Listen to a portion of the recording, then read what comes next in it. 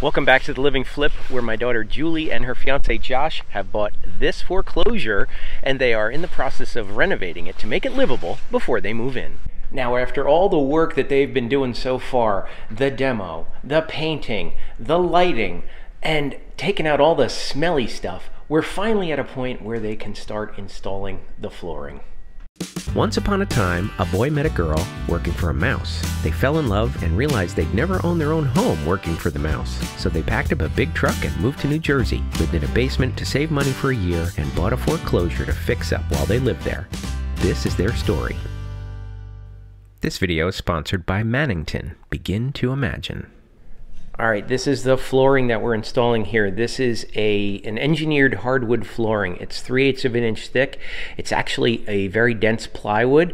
It's made out of 6 layers, and it is tongue and groove, as you can see. This is from Mannington Floors. This is called Bengal Bay, and the color is sand, and it's in random widths. It comes 5, 2, and 3-inch random widths, as well as random lengths. Now, this flooring has a 25-year residential warranty. It has a scratch resist coating on it, so it really holds up well to traffic over the years.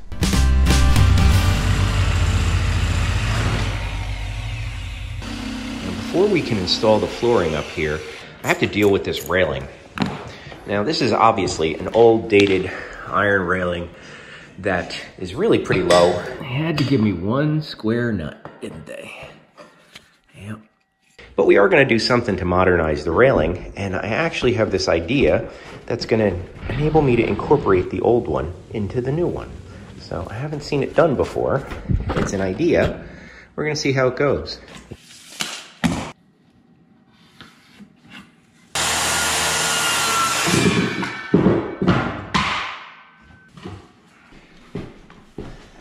The plywood underlayment was cut around all the feet of the old railing. You can see the railing was installed on the subfloor, and so they notched it all and butchered it. So I took it all off. It's down there. And I cut this a nice straight line across the whole thing, and I'm piecing in new plywood that will give me a nice clean edge here for me to put the bullnose on.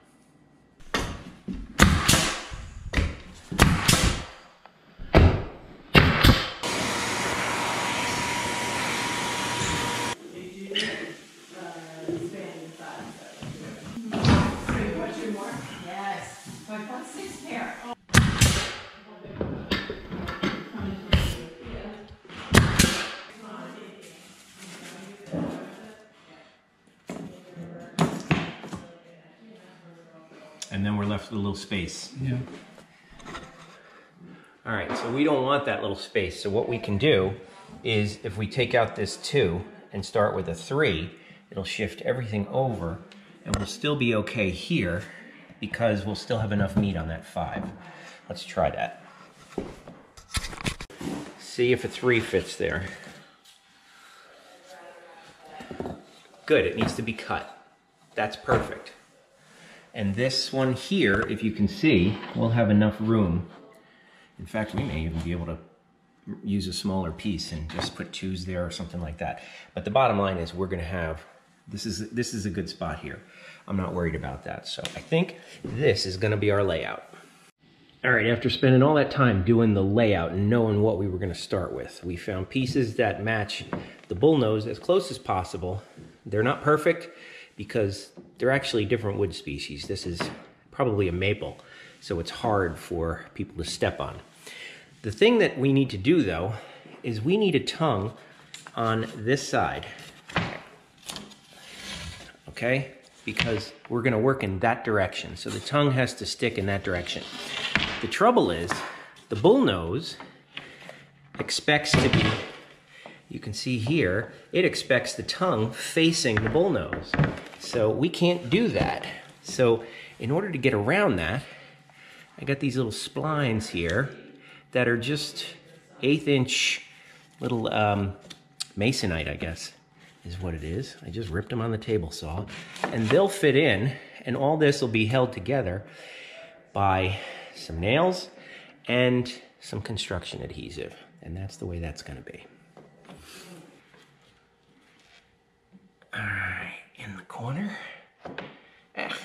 thumb in it.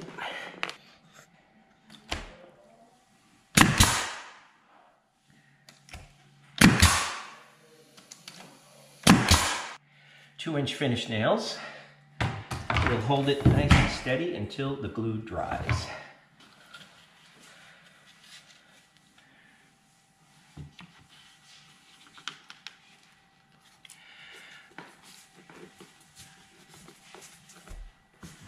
There we go.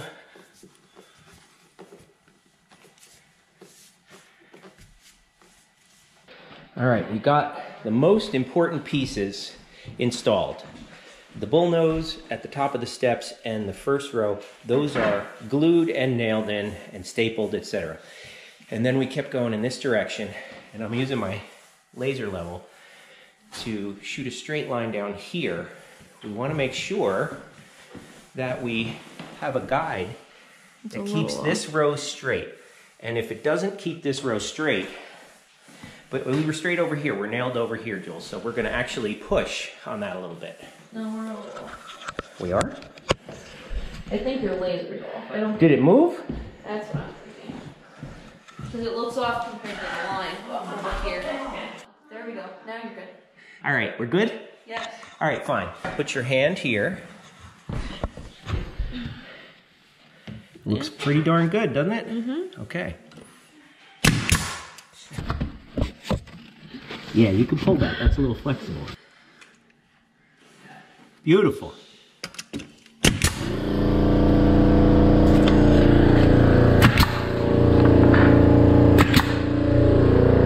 Okay, now this is very important because this is what we're going to start putting our flooring in this direction. And we know it's going to be nice and straight. Now, the house is not straight. The front wall is not straight. The back wall is not straight. But at least we had to go by that bullnose, so that was the most important line to get. And now the rest of it should be pretty academic.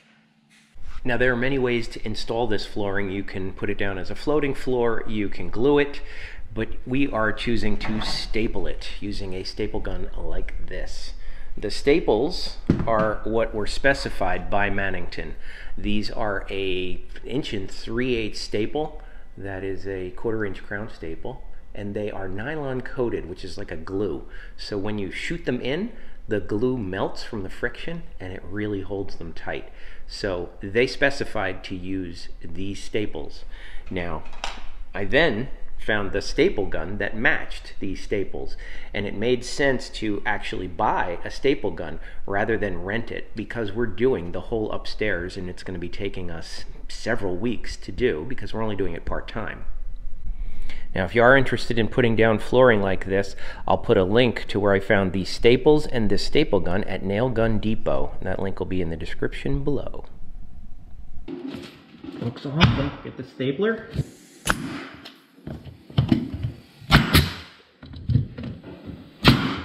Good. Keep coming. There you go. You're in. Now tap it in.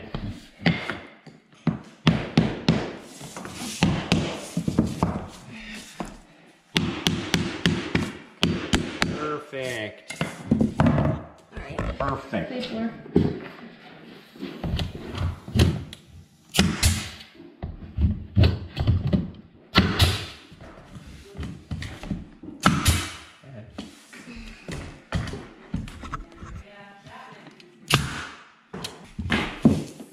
Now, you don't want those to line up. No, no, no. See, it's going to line up. Yeah. Okay, let me get another big one. Well, we can't do that until we go to the next one. So let's go with the next row. 3 inch. 3, 5, 2. That's our pattern. One. And I always let Julie pick the colors. Now this is going to be the same length as that far. Yeah, I'm going to cut that a little bit so it's more random. Okay. I'm going to cut it so that the seam is like right about here. There you go. So I'm going to cut about that much off. Okay.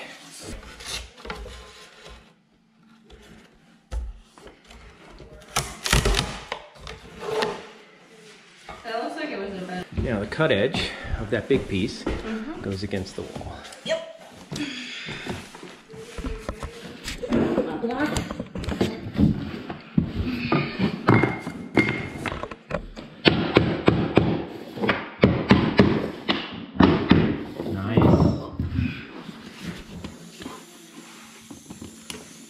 Takes a little getting used to. Beautiful.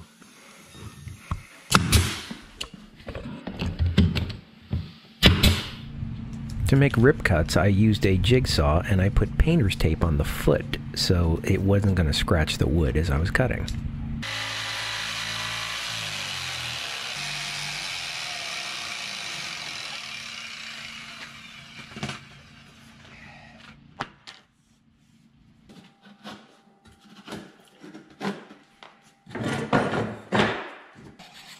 I have the laser way down there. See the laser? There it is. And that is enabling me to do a nice straight line. It is set up right for the edge of that. So this is like, if I push that in and nail it, it's perfect. Perfectly straight.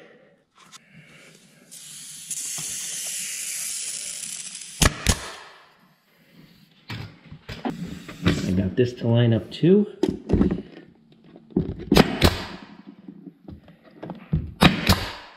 Now I can do most of the hallway without having to worry about anything else.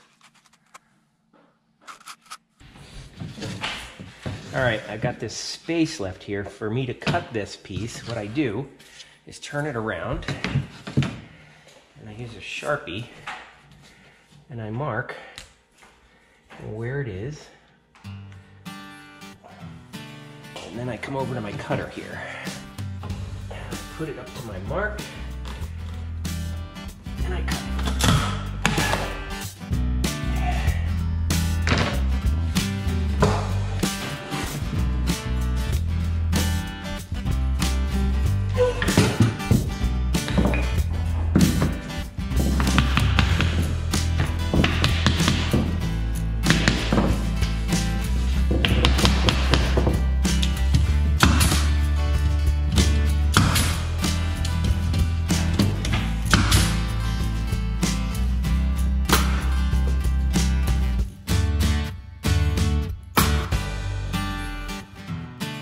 So we had a staple that didn't go all the way in. So I cut off the top of it and used a flathead to kind of push it in as far as I could. And now, because it's not totally flat at the bottom anymore, you just gotta kind of pop off the bottom lip of the next one, so that way it'll go in even. Do a little surgery. Yeah, pretty much. Have you figured out what causes them not to go in all the way? I feel like there's different scenarios. Some may be the air compressor just doesn't have enough air going through it. Some you're not holding it down as tight or not at the right angle. Sometimes I just feel like I'm doing it exactly the same way as every other time, and just for some reason one nail just doesn't go in. Maybe it's too dense here. Hard piece of wood, yeah. Yeah, I mean, it could be any number of reasons. But so this is just. And once you're done with that, you'll never notice because you're not touching the top. It's underneath it, so you just kind of take it as it goes. But that should be good. There it is. Fits right over it. You don't even notice. So it was right about here. Mm-hmm. Looks good. Yeah. It's not really going in there. Beautiful.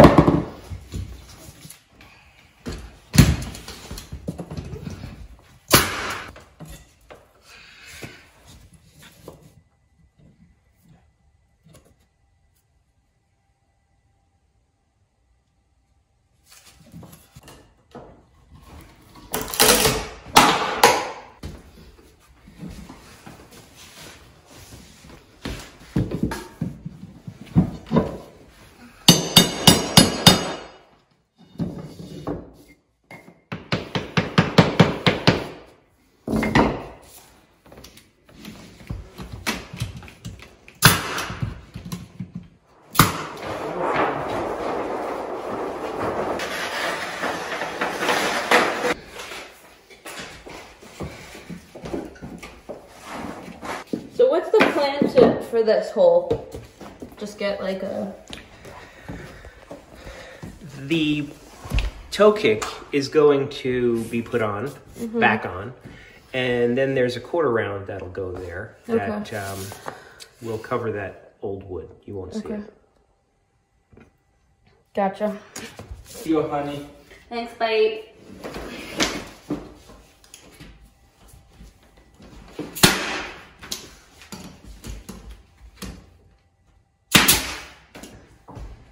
We've officially broken into the kitchen. The biggest challenge is going to be that we're coming into the dining room, and now we've just begun to come into the kitchen. So what I think we should do, now obviously we're using the same pattern, 2, 3, 5, 2, 3, 5, 2, 3, 5. So theoretically, we should come out to the same point that we have here. But way over there, because it's going to be such a sliver against the wall, we're not really sure if that's going to be 100% straight with this one. So I think the best thing to do is to somehow get a reference line out here that we can draw across, and we can measure, square it off with this one so that we know it's going to match up to this. Because this is the most challenging part of the entire job, is what we're facing right now. Yeah. You want to hold that tight? Because I'm going to snap it. Yeah, I know. Or pop it, or whatever you call it. There we go. Now what we can do is measure back from here to where you're working there, and measure back from here to where you're working there, and at least that way we could know that that first line will be nice and straight. Okay, so after we created this reference line, we measured from this line to the last piece that she put in. Right, and that was 40 1/8. And we marked from here to there at that same distance, snapped another line, and so that's a straight reference line now. We did it from the tongue. Right, so come to me a little bit. There.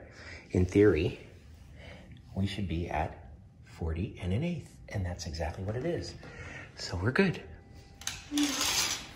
Okay, so when we come out this point, these floors should be even. All right, so we keep running into up against the walls that we can't use. We can't go up against the wall like this with the stapler because it needs such an angle, and well, there's a wall here.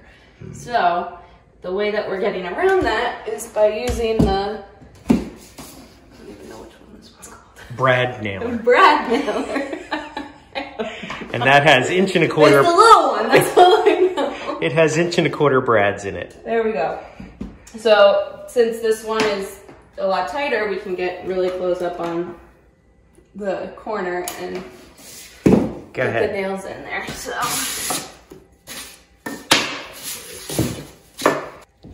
look at that. now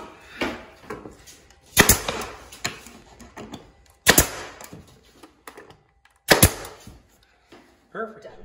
Well, let's fast forward a little bit. Julie spent her day off on Veterans Day finishing the flooring in the kitchen, and she made it join together with the dining room. And as we planned, it worked out perfectly. No gaps. It's perfectly straight. She did a great job. Hey, if you just found my channel because you were searching on how to install hardwood flooring, that's great. Welcome to the family. Just click that icon up there and you could subscribe and click that bell so you get all the notifications. But you're probably going to want to follow along the living flip and see all the work that Julie and Josh has done in this house to get us to this point. And you can find that playlist up there. Thanks for watching, and I will see you in the next one.